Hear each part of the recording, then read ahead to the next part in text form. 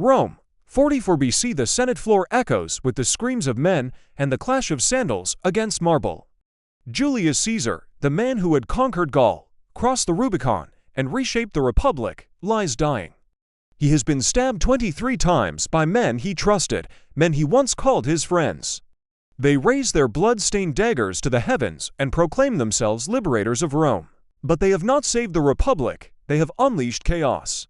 The streets of Rome erupt with panic. Crowds riot, soldiers turn on each other, senators barricade themselves in fear. Civil war, the nightmare Rome thought it had escaped, has returned. And in the middle of this storm, one name suddenly rises from the shadows. A name written in Caesar's final will, a name no one expected, Gaius Octavius. He was not a general, he was not a seasoned politician. He was not even in Rome when the daggers struck. He was only 18 years old, frail, pale, prone to illness. By all appearances, a boy destined to be crushed by the storm gathering over Rome, and yet, within a decade, this boy would destroy his rivals, reshape Rome, and rise as Augustus, the first emperor of Rome. But before he could rule, he had to survive. And survival in Rome meant outwitting men far older, stronger, and deadlier than himself. When Caesar's will was read, the crowd gasped. For in that will, Caesar had not named his loyal general Mark Antony. He had not chosen the Senate, he had not entrusted his legacy to Rome's veterans. Instead, he had chosen Octavian, his great-nephew, whom he had adopted as his son and heir. This inheritance was not a gift, it was a burden soaked in blood. For now, Octavian carried Caesar's name. And that meant every enemy of Caesar, from the assassins to jealous senators to even Caesar's own allies, would see Octavian as a threat. Advisors warned him, "Stay away, hide, do not claim Caesar's name." They told him Rome was too dangerous, that Antony and the assassins would destroy him, but Octavian ignored them. With a courage that seemed reckless, he made the journey straight into the heart of Rome. He would not hide, he would not cower. He would stand before the people and claim what Caesar had left him, his name, his inheritance, and his legacy. The reaction was immediate. To the assassins, Octavian was a joke. To Antony, he was an irritant, an obstacle to be brushed aside. They looked at him and saw weakness, a fragile teenager daring to step into the deadly world of Roman politics. But appearances deceive.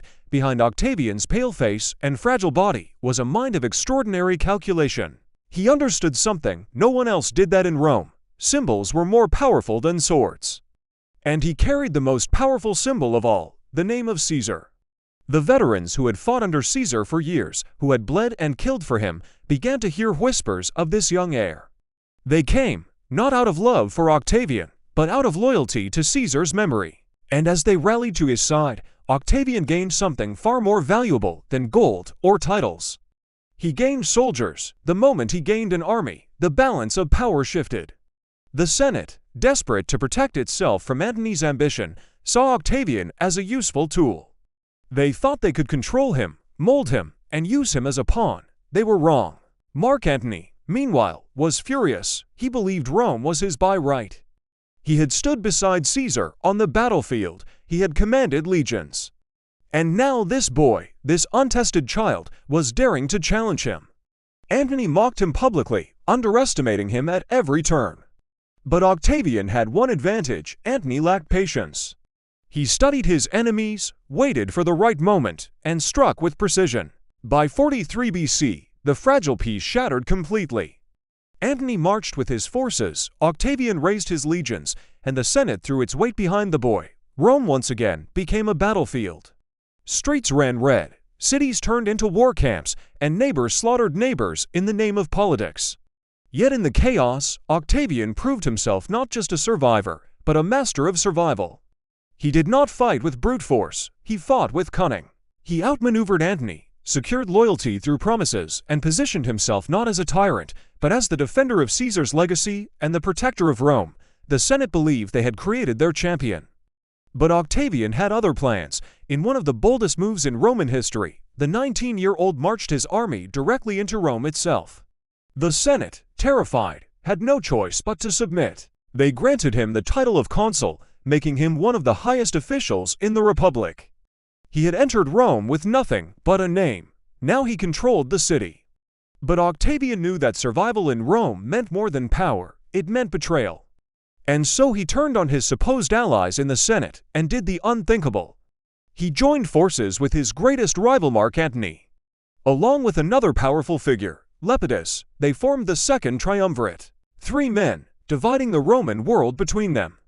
Their first act was not peace, it was revenge. They declared war on Caesar's assassins, Brutus and Cassius. But before marching east to face them, they unleashed terror on their enemies at home. They drew up lists of names, proscriptions. Senators, nobles, and wealthy Romans marked for death. Soldiers hunted them down. Heads were displayed in the forum. Wealth was seized to fund their armies. Even Cicero, Rome's greatest orator, once the voice of the Republic, was hunted. Octavian had once admired him, but admiration meant nothing in the face of power. Cicero's name was placed on the list. He was captured, executed, and his hands and tongue were nailed to the rostra, a warning to all who opposed the new triumvirs. Rome had become a slaughterhouse, and at the center of it was Octavian, still barely 20 years old. 2 years later, in 42 BC, the triumvirs marched east and faced Brutus and Cassius at the Battle of Philippi. The assassins of Caesar were defeated, their armies crushed, and both men took their own lives rather than be captured. With their deaths, the last defenders of the old republic were gone. Now Rome was divided between 3 men, Antony, Lepidus, and Octavian. The boy who had once been dismissed as weak, mocked as fragile, underestimated by all had outlived them all. He had survived betrayal, civil war, and the blood-soaked games of Roman politics, but survival was not enough.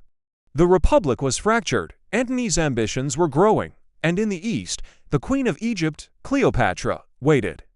Ahead lay betrayals, greater than any before. Ahead lay the greatest battle of his life. The boy had survived civil war, but to rule Rome, he would have to defeat Antony, outwit Cleopatra, and transform himself from heir to emperor. This is only the beginning of the story. In the next part of the Rise of Augustus, we will see how Octavian, the boy who survived civil war, faced his deadliest rival yet, Mark Antony, and how their struggle would decide the fate of Rome itself.